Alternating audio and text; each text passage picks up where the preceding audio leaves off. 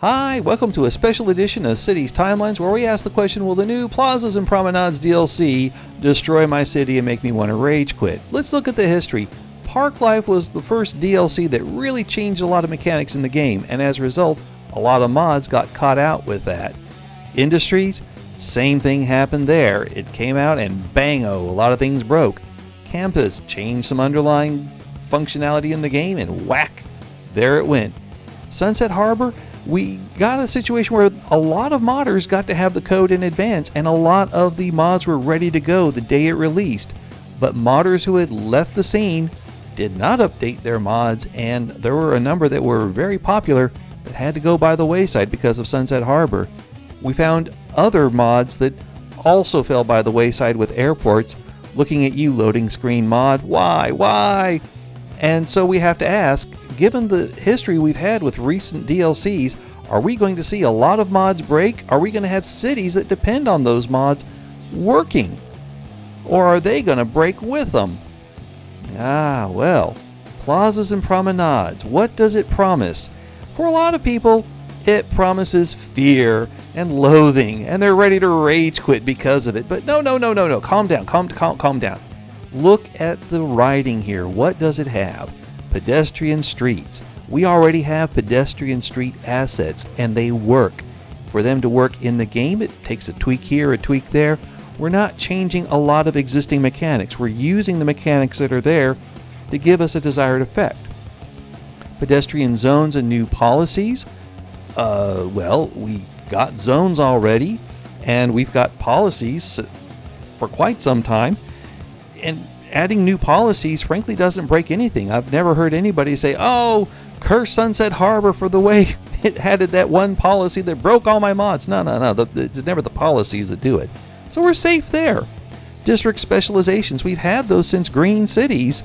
And yeah, this is going to be fine. In addition to the eco-friendly and the IT cluster, now we're going to have some new pedestrian-friendly zone or specializations. So we're fine with that. City service buildings, yeah, they're going to work with the pedestrian streets. Again, not a deal breaker. There may be some mods that get broken here or there, but they may be the older mods where the modders are no longer active. And I would say for current well-maintained mods, we should have a really quick time between when the DLC release and when the mod's ready, or they may not need any fixing at all. I look really forward to a clean mod experience here. Now, for requirements, you look here, the minimum requirement right now is 8 gig of RAM, and the recommended requirement is 16 gig of RAM. When it first released, City Skylines had a minimum of 4 gig RAM and recommended 6 gig RAM. That was when it first released in 2015. Now it wants 8 and 16, and well, if you are to load this game with just the DLC and existing content creator packs, all I did was load those and the loading screen mod that works.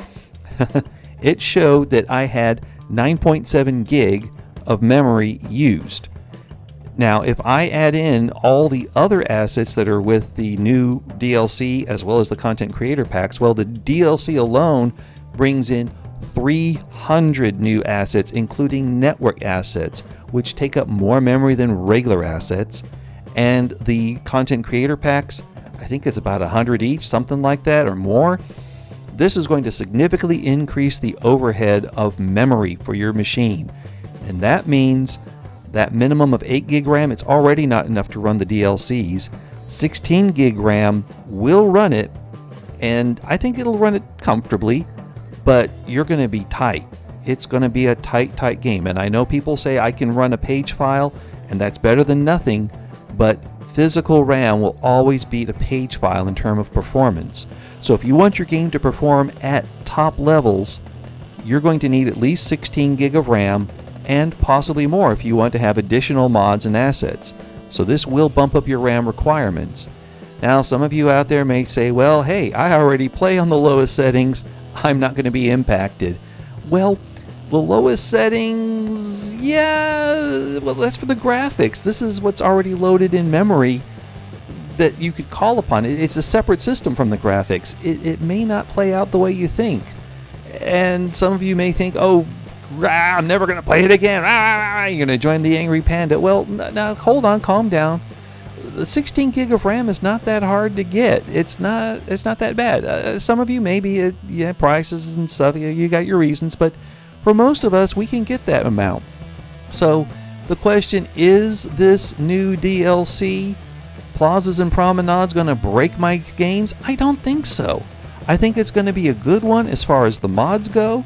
It's going to add a lot more assets that will help vanilla players in many, many ways. You guys are going to be in for a real treat.